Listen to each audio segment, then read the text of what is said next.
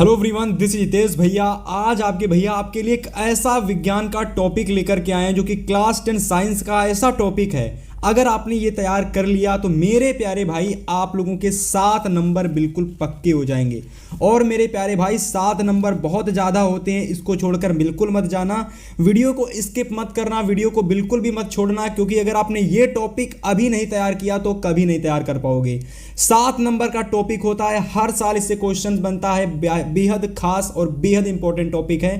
तो चलिए बात करेंगे कि कौन से कैसे क्वेश्चंस इस टॉपिक से आपके बोर्ड एग्जाम में आते हैं, कैसे आपको तैयार करना है, क्या क्या तैयार करना है, मैं आपको सब कुछ बताने वाला हूं। तो नोट्स वगैरह निकाल लेना और इस पूरे टॉपिक को नोट करना स्टार्ट कर दीजिए। देखिए, तो चलिए सबसे पहले बात करते हैं प्यारे साथी कि इस पूरे टॉपिक से कैसे कैसे प्रश्न आपसे बोर्ड एग्जाम में पूछे जाते हैं, मतलब कि इस पूरे टॉपिक उत्सर्जन तंत्र से कैसे कैसे प्रश्न बनते हैं। तो देखिए, सबसे पहला प्रश्न बनता है, आपके पेपर में क्वेश्चन आता है कि मानव में उत्सर्जन तंत्र के कौन कौन से अंग होते हैं। ठीक है, तो पहला प्रश्न आता है कि मानव में उत्सर्जन तंत्र के कौन कौन से अंग होते हैं। नामांकित चित्र बनाकर इसको प्रदर्शित कीजिए। बहुत ज्यादा इंपॉर्टेंट क्वेश्चन है, देखना 2026 के पेपर के लिए आपको 2026 में क्वेश्चन जरूर देखने को मिलेगा। अगर आप छोड़ के जाओगे, इस वीडियो को स्किप कर दोगे तो कुछ भी नहीं पकड़ पाओगे। ठीक है, दूसरा प्रश्न बनता है कि उत्सर्जन को परिभाषित कीजिए तथा नेफ्रॉन की संरचना का वर्णन कीजिए। बहुत इंपॉर्टेंट क्वेश्चन है ये वाला भी। और तीसरा प्रश्न बनता है इस पूरे टॉपिक से कि वृक्काणु, जिसको हम लोग नेफ्रॉन बोलते हैं, इसकी भैया रचना है ना, और इसकी कार्यविधि का विस्तार में वर्णन करके बताइएगा। तो इस 3 तरीके से, मतलब इन 3 तरीके से अधिकतर प्रश्न आपके पेपर में उत्सर्जन तंत्र यानी डाइजेस्टिव सिस्टम से क्वेश्चन पूछा जाता है। तो चलिए एक एक करके आपको मैं बताता हूं कि आपको इस टॉपिक के अंदर क्या क्या तैयार करना है। देखिए, सबसे पहले आपको तैयार करना है कि उत्सर्जन तंत्र किसे कहते हैं, इसकी डेफिनेशन तैयार करनी है। मानव में उत्सर्जन तंत्र के कौन कौन से भाग होते हैं मैं आपको वह बताऊंगा। इसके अलावा मैं आपको तीसरे नंबर पर बताऊंगा कि वृक्क में मूत्र निर्माण किस तरीके से होता है और उसकी क्या क्रिया होती है, उसकी क्या क्रिया विधि होती है, किस तरीके से मूत्र बनता है और किस तरीके से मूत्र हमारे शरीर से बाहर निकलता है। ठीक है, तो मतलब पूरी कंप्लीट उत्सर्जन तंत्र की जानकारी देने वाला हूं। और अगर आपने तैयार कर लिया तो 7 नंबर बिल्कुल फिक्स हो जाएंगे। ठीक है, चलिए सबसे पहले आप लोग हेडिंग लगाएंगे। तो प्यारे साथी, सबसे पहली आप लोग हेडिंग लगाएंगे आप लोग यहाँ पर परिभाषा, और इसमें हम लोग समझेंगे कि उत्सर्जन तंत्र क्या होता है। देखिए, शरीर में जितने भी हमारे उपापचयी क्रियाएं होती हैं, ठीक है, जितनी भी हमारे शरीर में उपापचयी क्रियाएं होती हैं, जैसे कि मैं बात करता हूँ जो लोग हम लोग खाते हैं, जितना भी चीज़ें हम लोग खाते हैं, तो ये सारी चीज़ें हमारे लिए, शरीर के लिए उपयोगी नहीं होती हैं।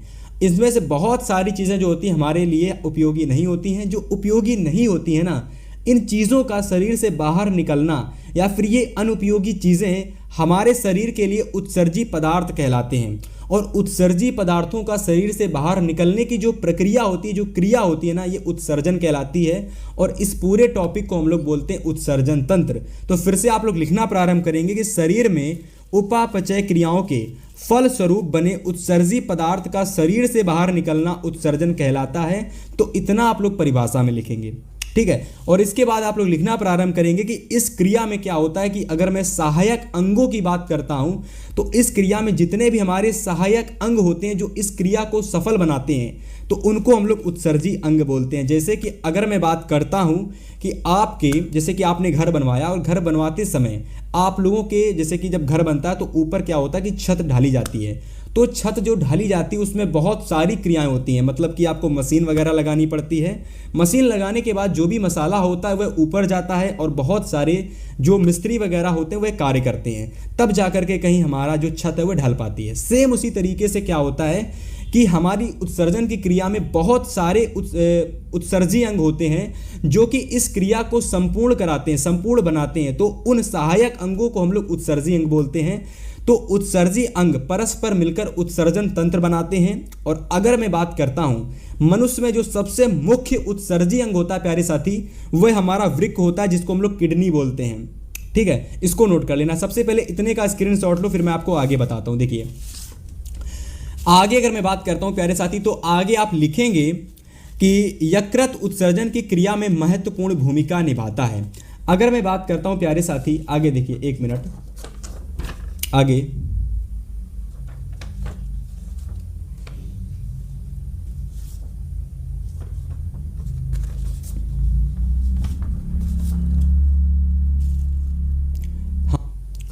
तो चलिए आगे अगर मैं बात करता हूं तो यहाँ से हम लोग लिखना प्रारंभ करेंगे कि यकृत जो तरीके से हमारा होता है ये उत्सर्जन की क्रिया में महत्वपूर्ण भूमिका निभाता है। ठीक है, मतलब जो उत्सर्जन की प्रक्रिया का सबसे मुख्य भाग था, मैंने अभी आपको बताया था कि वृक्क जो होता है उत्सर्जन की प्रक्रिया का महत्वपूर्ण अंग होता है, वैसे ही उत्सर्जी अंग होता है, वैसे ही यकृत भी एक तरीके से उत्सर्जन की प्रक्रिया में महत्वपूर्ण भूमिका निभाता है। ये क्या करता है कि अमोनिया को यूरिया में परिवर्तित कर देता है ना।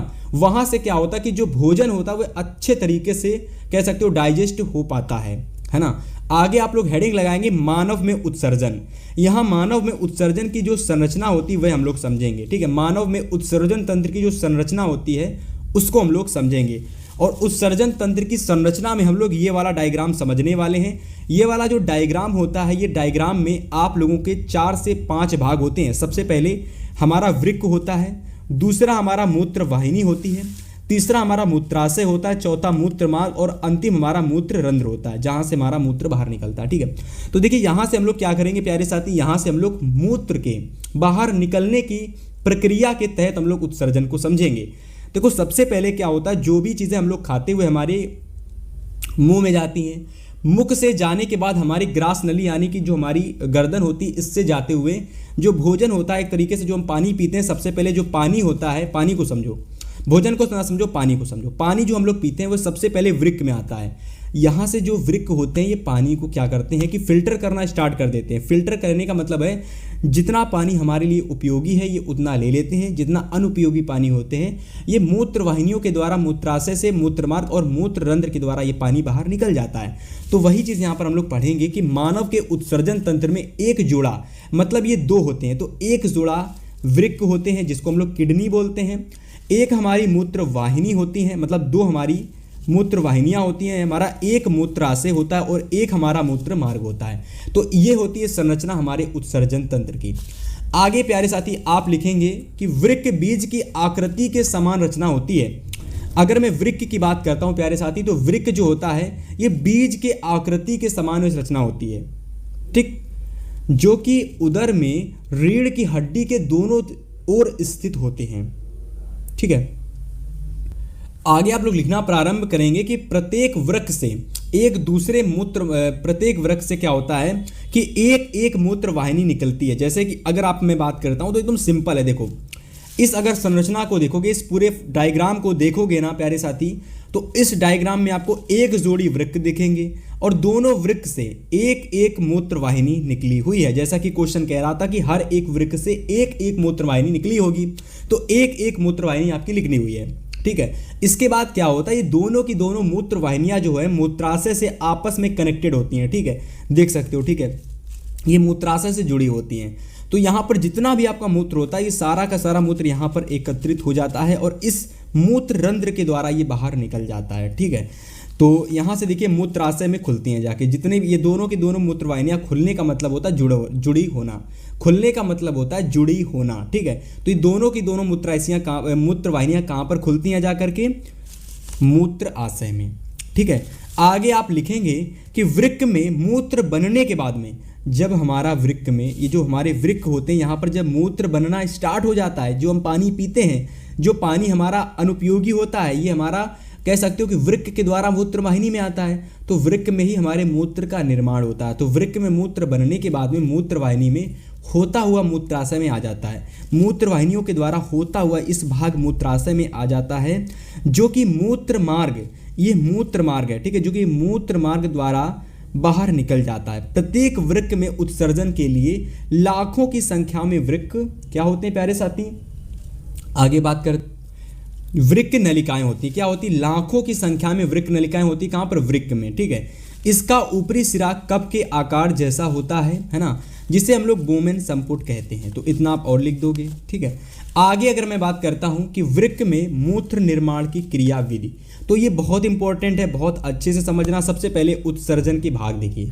मूत्र बनने के का उद्देश्य रुधिर में से वृज्य पदार्थों, वृज्य जो पदार्थ, जो अनुपयोगी पदार्थ होते हैं, को छान कर शरीर से बाहर निकालना, ये 2 चरणों में होता है। देखिए सबसे पहले ध्यान से समझना कि जो मूत्र बनने का जो एक उद्देश्य है ना, ये रुधिर में से, रुधिर जो होता है उसमें से जो हमारे वृज्य पदार्थ होते हैं, अनुपयोगी पदार्थ, इनको छान करके शरीर से बाहर निकालने का कार्य होता है। ठीक है, ये टोटल 2 चरणों में होता है। अगर मैं अपने पहले चरण की बात करता हूँ प्यारे साथी, तो उत्सर्जन के क्रियाविधि जो होती है वो 2 चरणों में होती है। सबसे पहली है पराय निस्यंदन, ठीक है। दूसरी हमारी है चयनित पुनः अवशोषण, ठीक है।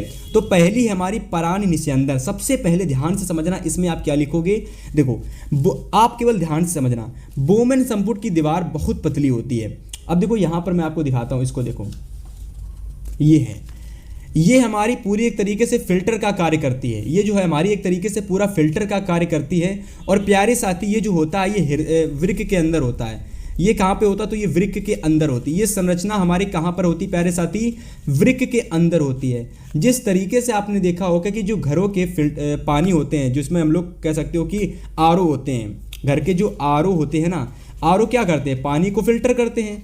तो आरओ के अंदर एक प्रकार की मशीन लगी होती है जो कि पानी को फिल्टर करती है। सेम उसी तरीके से प्यारे साथी क्या होता है कि जो हमारे वृक्क होते हैं ना, जो हमारे, मैं आपको दिखाता हूँ इधर साइड, यहाँ पर देखो, ये जो हमारे वृक्क होते हैं, किडनी होती हैं, तो किडनी के अंदर ये एक संरचना पाई जाती है जो कि कह सकते हो कि पानी को फिल्टर करती है, मूत्र का निर्माण करती है। ठीक है, तो वही चीज़ मैंने यहाँ पर आपको बताई।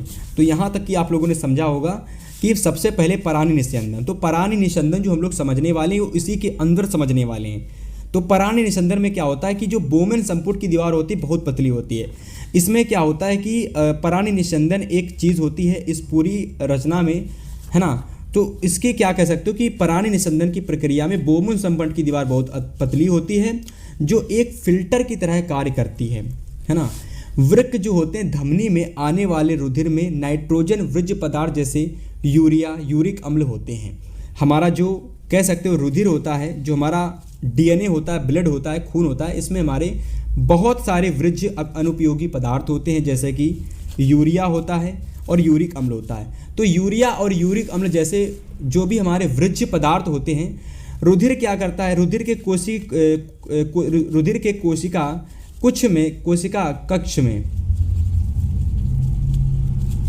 कक्ष में से प्रवाहित होने पर जटिल अणु कोशिका के रुधिर में ही रह जाते हैं। मतलब रुधिर के जो कोशिका कक्ष में से जितने भी जटिल अणु होते हैं वे क्या होते हैं, रुधिर में ही रह जाते हैं। सरल अणु जैसे कि अमीनो अम्ल, ग्लूकोज, यूरिया व यूरिक अम्ल, ये जो हमारे शरीर के लिए अनुपयोगी होते हैं, क्या होते हैं, ये क्या होते हैं, क्षण करके बोमेन संपुट में आ जाते हैं और यह क्रिया पराय निस्यंदन कहलाती है। अब उम्मीद है आपको समझ में आ गया होगा कि पराय निस्यंदन क्या होता है। पराय निस्यंदन एक तरीके से वह प्रक्रिया होती है जिसमें क्या होता है कि हमारे जितने भी अनुपयोगी वृज्य पदार्थ हैं जो कि रुधिर में होते हैं, उन सभी वृज्य अनुपयोगी पदार्थों को छान करके रुधिर से बाहर निकालने की जो प्रक्रिया होती है वो पराय निस्यंदन में आती है।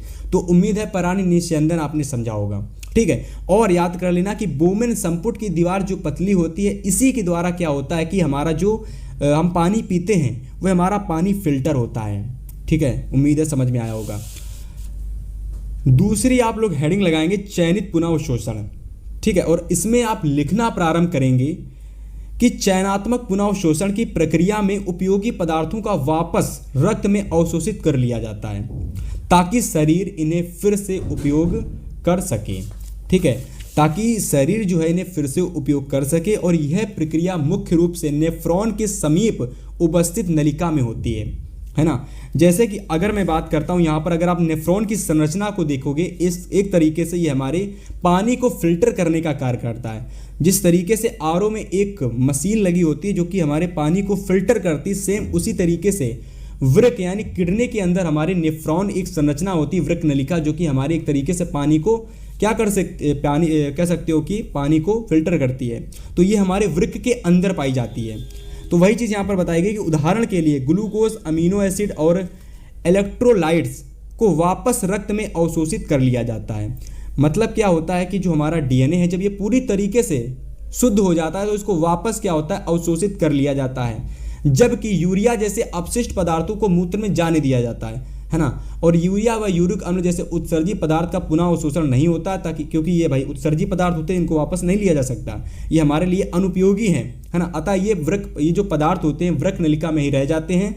और प्रत्येक वृक्क में बनने वाला जो मूत्र होता है, मूत्र वाहिनियों से, बाकी तो मैंने आपको बता ही दिया था कि मूत्र वाहिनी से, वृक्क से मूत्र वाहिनी में आता है जो हमारा मूत्र होता है, फिर मूत्र मार्ग में, मूत्राशय से और मूत्र मार्ग से बाहर निकल जाता है। ठीक है, तो इस तरीके से क्या है स्टूडेंट्स कि आप लोगों को यहाँ पर पूरी चीज़ें करनी है, बस इतना ही है और कुछ नहीं है इसमें, है ना। और इसका डायग्राम अच्छे से बना लेना। और इसका डायग्राम जो है ये एक तरीके से हमारा वृक्क नलिका जो कि है नेफ्रॉन की संरचना मोस्ट इंपॉर्टेंट है, ठीक है। इसको बहुत अच्छे से एकदम नोट कर लो, है ना। कुछ नहीं करना, बस इसको एकदम अच्छे से नोट कर लो किस तरीके से बना है, सेम ऐसे ही बना करके पेपर में आना है। और आगे थोड़ा सा और आप लिख लेना कि मूत्राशय का जो दाब होता है, ठीक है, मूत्र को मूत्र मार्ग से बाहर ना कर दे मूत्राशय पेशी होता है। मतलब मूत्राशय का जो दाब मूत्र को मूत्र मार्ग से बाहर ना कर दे मूत्राशय पेशी ना कर दे। मतलब इतना आप मत लिखना, कोई ज़रूरी नहीं है, ठीक है। केवल आप लोग इतना लिख देना, बस इतना पूरा यहाँ पर आपका पूरा टॉपिक समाप्त हो जाएगा, है ना। तो उम्मीद है कि ये क्लास आपको बहुत पसंद आई होगी। और यहाँ पर देखिए जब आप पूरा टॉपिक समाप्त कर देंगे तो मैंने आपको बताया था कि इन 3 तरीके से क्वेश्चंस आपके पेपर में आ सकते हैं। और अगर आपने पूरी क्लास देखी होगी तो आपके पेपर में अगर ये तीनों तरीके से क्वेश्चन कैसे भी बनता है, मेरी उम्मीद है आप लोग आंसर जरूर दे पाएंगे। मानव में उत्सर्जन के कौन कौन से अंग होते हैं तो आपको अंग भी पता चल गए होंगे, ठीक है। अभी मैं अगर अंग की बात करता हूं तो आपको पता होगा कि मानव के उत्सर्जन में कौन कौन से अंग होते हैं। वृक्क होता है, मूत्रवाहिनी होती है, मूत्राशय होता है, मूत्रमार्ग होता है और मूत्ररंध्र होता है, ठीक है। कह रहा कि नामांकित चित्र बनाकर इसको प्रदर्शित कीजिए। तो इसका डायग्राम बना दोगे और अच्छे से इसकी क्रियाविधि को बता दोगे, ठीक है। इसके अलावा ये भी डायग्राम बना सकते हो। दूसरा क्वेश्चन था कि उत्सर्जन को परिभाषित कीजिए। तो उत्सर्जन की प्यारे साथी डेफिनेशन लिख दोगे यहाँ से यहाँ तक पूरी, ठीक है। और नेफ्रॉन की संरचना जो कि यहाँ पर आपको मैंने बताई थी, है ना, ये नेफ्रॉन की संरचना, ये संरचना बना दोगे, है ना। तीसरा क्वेश्चन था कि नेफ्रॉन की संरचना तथा उसकी कार्यविधि का विस्तार से वर्णन कीजिए। तो ये पूरी आप लोग डायग्राम बना दोगे और यहाँ से इसकी पूरी ये क्रियाविधि जो थी ना, मानव में उत्सर्जन की क्रियाविधि, ये पूरी आप क्रियाविधि समझा दोगे। और इस तरीके से प्यारे साथी ये उत्सर्जन तंत्र आपका पूरा टॉपिक समाप्त हो जाएगा। उम्मीद है कि आज की क्लास आपको बेहद अच्छी लगी होगी, समझ में आई होगी। और अगर आपने पूरा टॉपिक तैयार कर लिया तो 7 नंबर आपके पूरे फिक्स हो जाएंगे। और इसी तरीके से हमने आपके लिए टोटल निकाले हैं टॉप 30 टॉपिक, वो भी साइंस के। अगर अब आप टॉप 30 टॉपिक साइंस के तैयार कर लेते हो तो मेरे हिसाब से आप लोग साइंस में इजीली 70 आउट ऑफ 70 स्कोर कर सकते हो। तो अगर आपको 30 के 30 टॉपिक चाहिए हैं तो चैनल को सब्सक्राइब कर लेना, इस वीडियो को शेयर करना इतना कि ये 1000 लाइक तक ये वीडियो चली जाए। अगर 1000 लाइक कंप्लीट करा दोगे तो मैं आपको सारे टॉपिक विद सॉल्यूशन के साथ दे दूंगा। और अगर आपने 30 टॉपिक तैयार कर लिए तो 70 आउट ऑफ 70 आपके साइंस में एकदम फिक्स हो जाएंगे।